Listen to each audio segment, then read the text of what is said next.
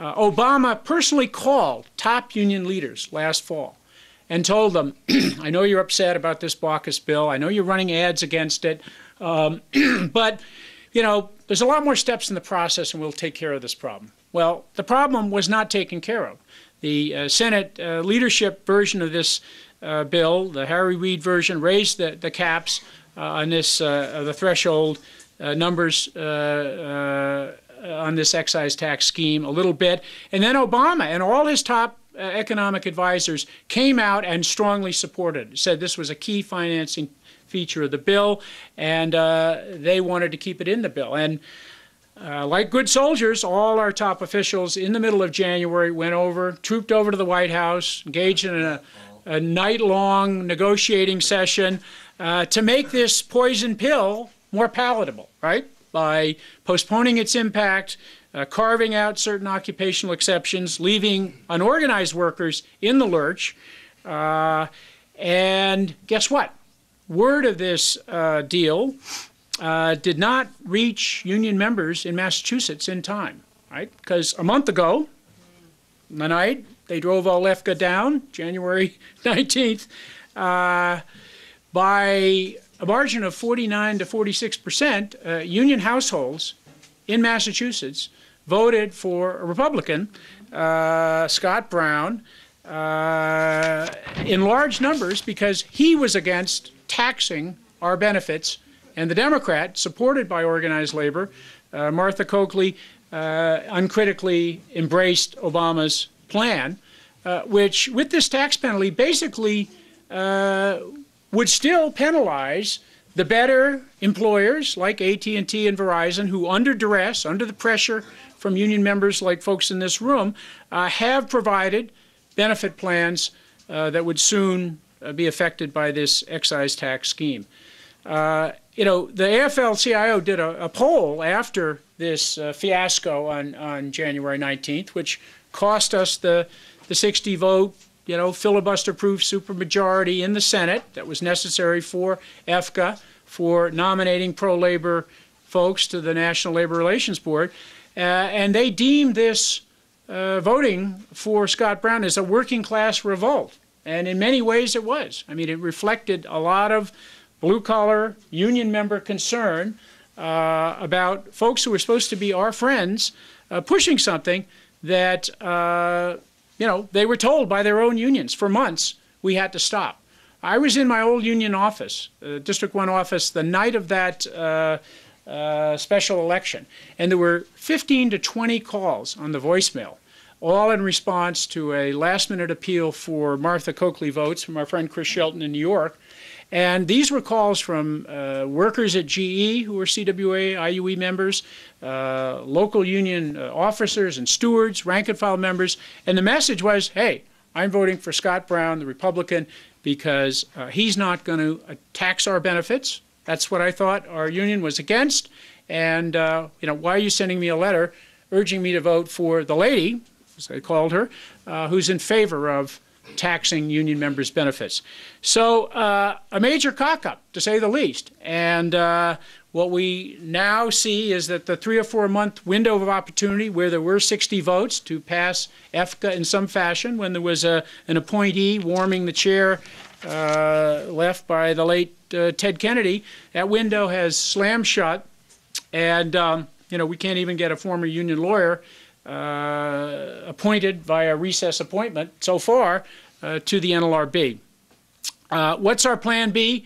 I would not wait for one to come from inside the Beltway.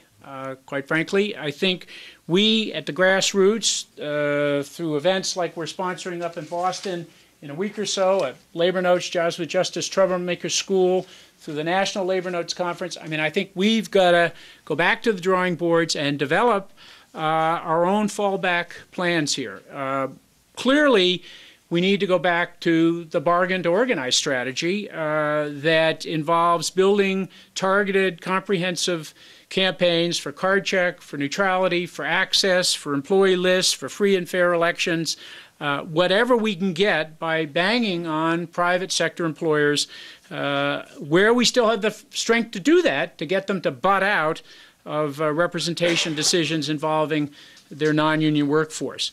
This is not going to be easy. We know how hard it was and how long it took to win organizing rights agreements that leveled the playing field, first at Cingular, then AT&T Wireless. We know that we struck for 2 weeks at Verizon, 75,000 workers in 2000. We thought we had a deal that would enable us to organize Verizon Wireless, and between 2000 and 2004, the company made a mockery of that organizing rights agreement, closed 3 call centers in the Northeast. To this day, we have no more Verizon Wireless workers under contract, CWA or IBW, than either union did 10 years ago.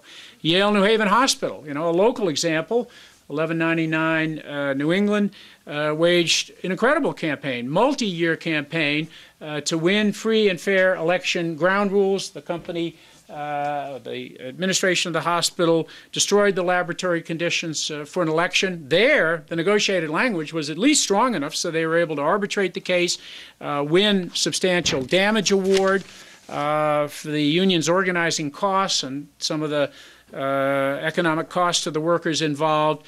But this is not easy. Unite Here has led the way in the hotel industry with multi-year campaigns to win organizing rights deals at chains like Hilton. There are pitfalls to this organizing rights approach, and I just want to say a couple of words about them, and we'll throw it open for debate and discussion. One problem, and this again is something that 1298 organizers and leaders have personally experienced, is that there are those among us who want to basically give away the store to get a foot in the door. And, in wireless, that came down to when a labor-friendly management, supposedly, took away from newly organized workers their chairs in certain stores. There were folks on our side who didn't want to bang down any doors about that. And I'm referring here to what is a growing nationwide controversy, debate within the labor movement, in the hotel industry, healthcare, food services, and certainly telecom, about what are the appropriate quid pro quos for organizing rights deals, right? We're not going to get this, it would appear, through legislation. If we're back trying to, through leverage campaigns, through strikes, through various forms of membership and community activity, get card check, get free, fair elections, through other means, how do we balance this increasingly desperate need to grow, to increase our market share, to use SEIU lingo, with the need to maintain minimal contract standards for existing members and future members? If we make too many first contract concessions without even consulting the workers who might be affected by them, are any of our unions going to be still regarded as vehicles for real advancement of workers' interests and any increase in justice on the job? I mean, these are difficult questions. Jerry Brown from 1199 was one of the critical thinkers in and around SEIU who first started raising questions about this connection with that National Union's Nursing Home Alliance strategy. This question, this tension, this contradiction is at the heart of the big West Coast California healthcare worker dispute involving dissident SEIU members and their national union. Thousands of workers are now trying to build a new healthcare workers union, and it's really at the heart of the whole recent battle within Unite Here between folks around Brother John Wilhelm and the hotel workers part of that union who believe that we have to dig in, build committees, wage long-term campaigns, and some other folks now associated with the Workers United faction that's affiliated with SEIU who disdain that strategy and basically say the only way we can grow is by ingratiating ourselves in various ways with employers, becoming their partner, adding value to their enterprise, whatever it is, and so forth.